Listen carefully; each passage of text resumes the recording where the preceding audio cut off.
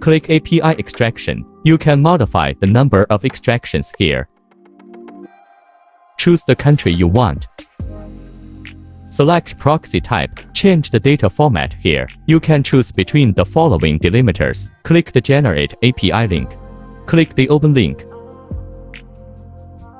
Copy the address and the port. Go to the browser. Click New Profile. Enter a browser environment name. Click Proxy. Select proxy type.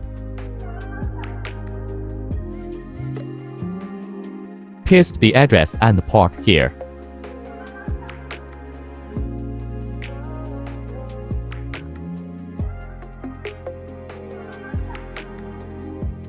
Check proxy connections. Click Create.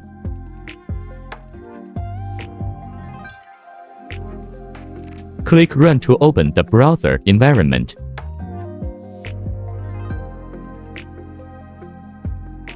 This is the information of the proxy.